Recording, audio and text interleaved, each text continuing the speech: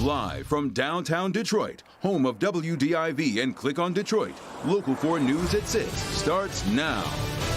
The coronavirus crisis in Michigan. As parents and students wait for a big announcement from the governor, field hospitals begin taking shape in the city of Detroit and possibly outside the city, too. Glad you're with us for Local 4 News at 6. Just minutes ago, we heard from President Trump, who says more supplies are on the way to Michigan. I just spoke with the governor of Michigan, had a great conversation, and we sent a large number of ventilators to Michigan. We're sending them to Louisiana. We sent additional ventilators to New York, additional ventilators to New Jersey.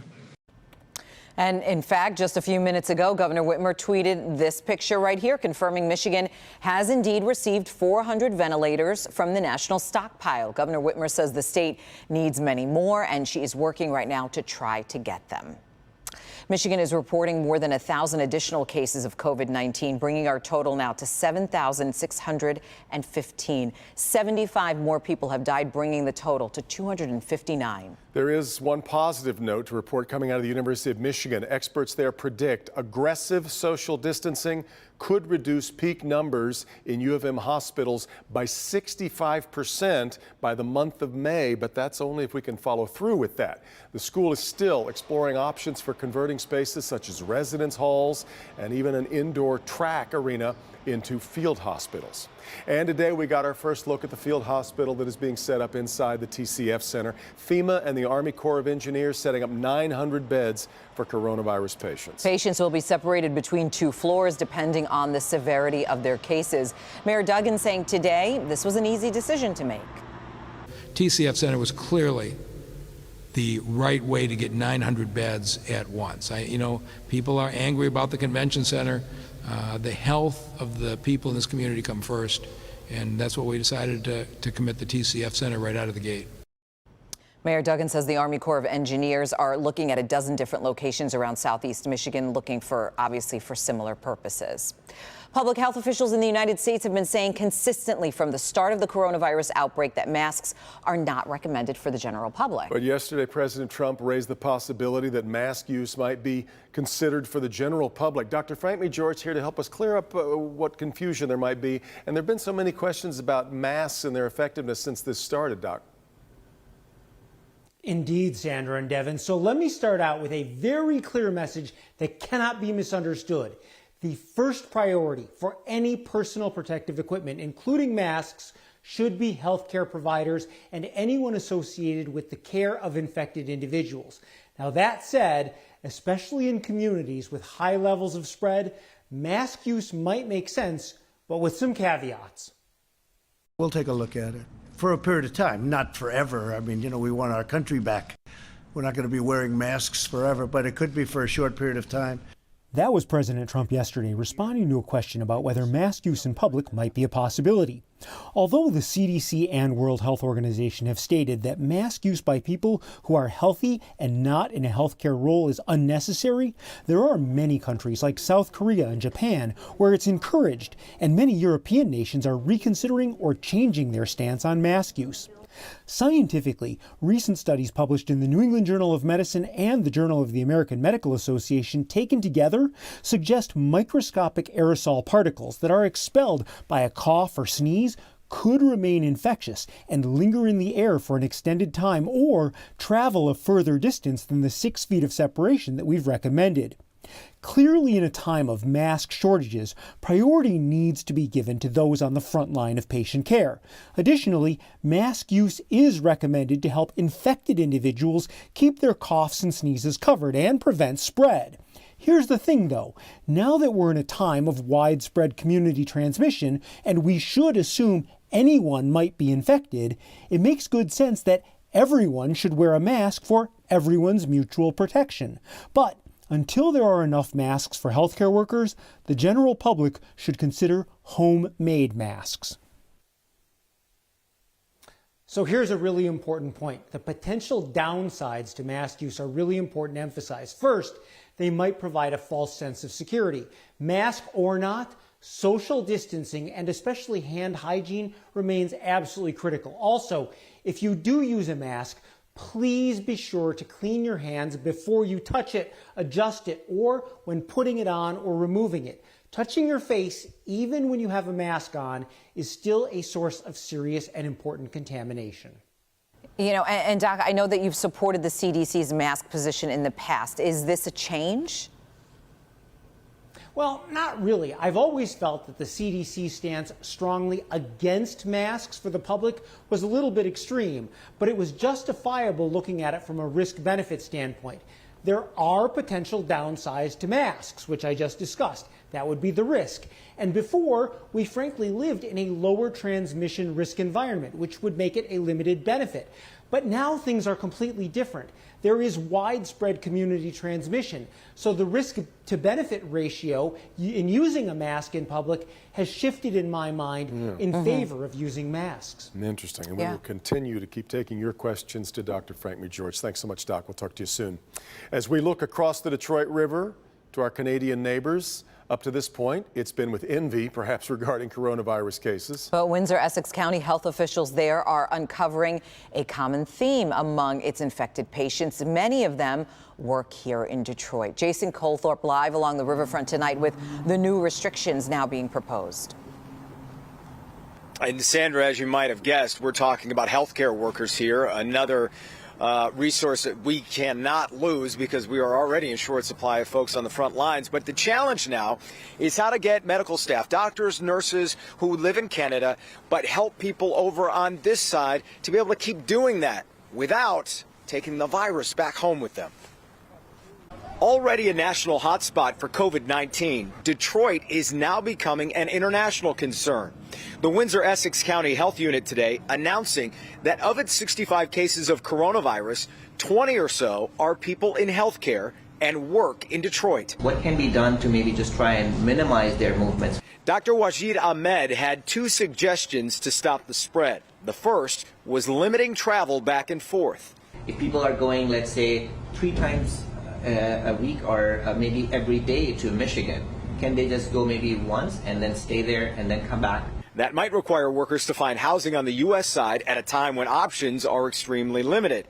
But when they do return home, he's suggesting tighter restrictions. And the second recommendation, which we asked about, is maybe like a work-home isolation. So when they're at work, when they're coming back, they're just isolating themselves. They're not going outside. It's all an attempt to wall off the virus from Detroit, which currently has more cases than all of Ontario.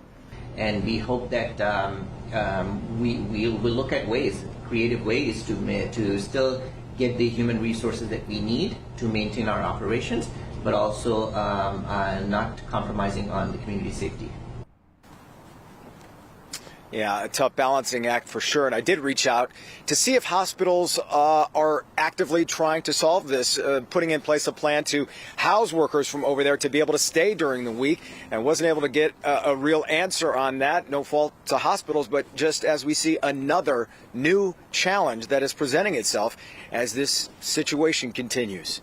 Back to you. Such a critical component of healthcare in Southeast Michigan. All right, Jason, we are anticipating an executive order in the next few days ending the school year in Michigan. Earlier today, we spoke with Governor Whitmer, who insisted she hasn't yet made a decision, but an announcement will come this week. I know people are anxious, parents, students, teachers. We have 1.5 million kids in Michigan who are not in school right now. We've got very different districts across our state with different challenges and different resources. And so I think we need another day and a half to finalize things and I need to make some final decisions here, and we'll make an announcement on Thursday. The state of limbo is uniquely difficult for students with college aspirations who are on their make or break years of high school. Paul Tutman explains why it's not time to panic. You know, there's a common saying that junior year in high school gets you into college. Senior year is what keeps you there. We met Carly about a week before school closed down as part of the championship cheer squad at Rochester Adams High School in Rochester Hills. As of her last day of school in mid-March, Carly had a 4.1 grade point average. But today, her official academics remain in flux. We've seen that some schools are not counting like test scores and stuff. So like we still have to see like how colleges respond to it like in the future. Today, she and her mother have no idea how to continue making gains to go to college. We had a list. We had an idea of everything she needed and what those qualifications were, and that's all up in the air. Today, Deborah Slevin, the counselor at University Prep in Southfield, sent out guidance to students, specifically juniors, explaining all is not lost. Juniors can be working on their SAT test prep, and they can use collegeboard.org and they can use Khan Academy, and those two databases speak to each other, and students can get specific test prep based on their test results from the PSAT. By doing that test prep, they're working on English and math. They're working on the strands that they need to work on. In fact, if you are a student who is building grades to go to college, the work you can get done right now during this hiatus could actually catapult you in ways regular schoolwork would have been more difficult to do. And while that enrichment work you're doing right now may not count towards an actual grade, it can actually count more in other ways. But as a counselor, when I'm writing my recommendations for colleges, I will look back upon this semester and look at what the kids chose to do. And don't forget, now's a great time to also build that scholarship database. All of the things that you are doing, sports, homework, extracurricular activities that kept you away from doing this kind of concentrated work, they're not there right now. So you have an opportunity to make a real dent.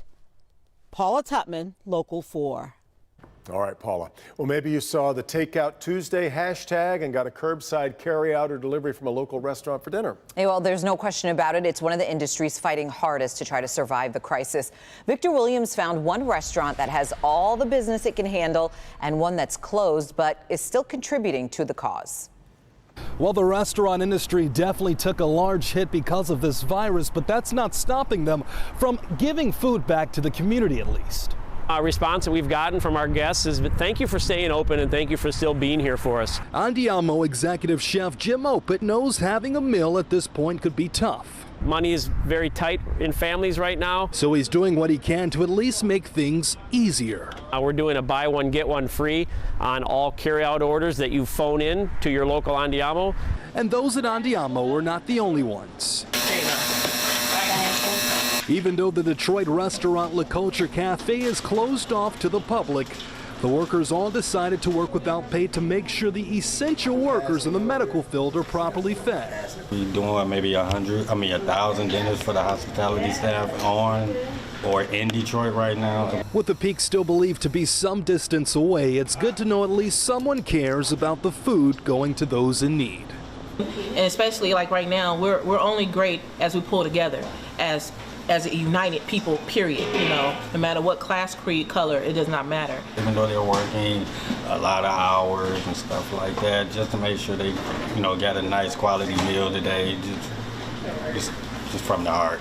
And I'm told that both of these restaurants will continue to do as much as they can throughout this pandemic as it continues to plague our entire nation. Victor Williams, Local 4. I love restaurants. I'm missing. I know you do. Especially, this is hard for you. It's tough, I know. There is some sunshine in the forecast, I think. Right, Ben? I would take some mac and cheese over sunshine right now, but we will get the sunshine tomorrow, and it will eventually put some warmer temperatures here in southeast Michigan. We'll look at the increasingly warmer numbers next.